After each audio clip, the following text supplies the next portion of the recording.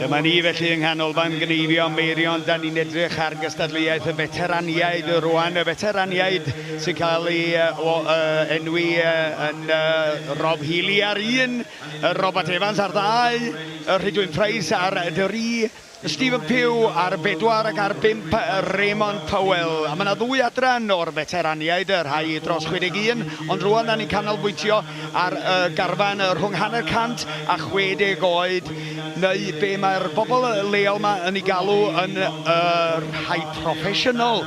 Rwy'n chydig bach o dynnu coes yma, ond mae yna berfformiadau da iawn dwi'n credu mynd i ddigwydd yn fan hyn, a da ni'n cael golwg rwan ar un o'r bobl mwyaf dylanwadol yma dros yr wsos, sef wrth gwrs Rhydwyn Price, rheolwr Carfan Cymru, yn cael hwyl eithriadol o dda. Dwi'n meddwl mae fo fydd gyntaf i roed ei oen i lawr i'r corlanau cefen na. Rhydwyn Price felly mewn munud ag 20 eiliad yn cneifio'r oen cyntaf na, taclus dros ben.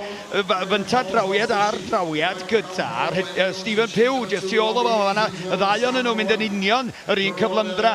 Rob Healy ar un, wedyn allan efo'i ail oen Robert Evans, yn chydig bach ar ei oli, y bachgen o Prestine y fanna.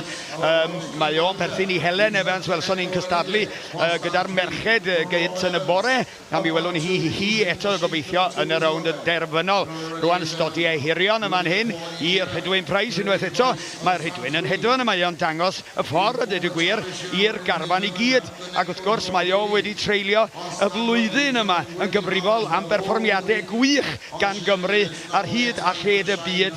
Ac wrth gwrs yn fan hyn ddoe yn ennill y prawf mawr na yn erbyn Seland Newydd, a'r prawf gan y tîm datblygu hefyd yn dod yn fuddigol yn erbyn Ffrainc. Felly llongyfarchiadau mawr iddo fo am ei holl waith, am ei holl gyfraniad ar 4. Wedyn Stephen Pugh yn fan hyn yn mynd dan y gesel yma. Unwaith eto y Pughiaid yn bwysig iawn wedi bod yn tocio lawr yn y cefn yn paratoi wyn, ond Rhydwyn Price yda ni'n canolbwyntio arno. Unwaith eto fan hyn eto efo'i arddull rwydd iawn, dim yn rhithro, dim fel y gwelwch chi, yn bwyllog o bopeth dan reolaeth gwen rhwng tyfo ar cymar corlan yma ar 4. Wedyn Stephen Pugh chydig bach ar ei olo mewn am yr oen yn nesaf yma, oen rhif 2 allan ar hyd y bwrdd rwan, a Stephen Pugh a llun bach chydig bach yn lletach o Rhydwyn Price. Stephen Pugh a Raymond Powell yma'n hyn rwan. Chi gael gweld sut mae'n edrych yma yn y gynulleidfa.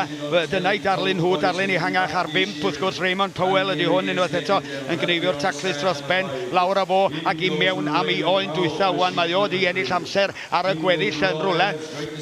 Wedyn yma'n hyn, da ni'n troi rwan at Robert Evans yn mynd i mewn am yr oen nesaf. Lawr y bol na fydd o'n anelu nesaf. Ond sbiwch yn y cefndir unwaith eto ar Rhydwyn Price. Dwi'n siŵr braidd o'r Rhydwyn Price bellach ar ei drydydd oen, bod y sgorbwr yn deud 2. I farc y bwrdd o yn 12 ar hyn o bryd. Yw chydig bach o ail dorri yn Magacw, ond yn dal yn isel iawn am yr her ar 4. Wedyn dyma ni Stephen Pugh. A'i fo neu Rhydwyn Price fydd y cyntaf i orffen y trydydd oen yma. Dwi ddim yn siŵr, ond fydd hi'n agos dros ben dwi'n meddwl.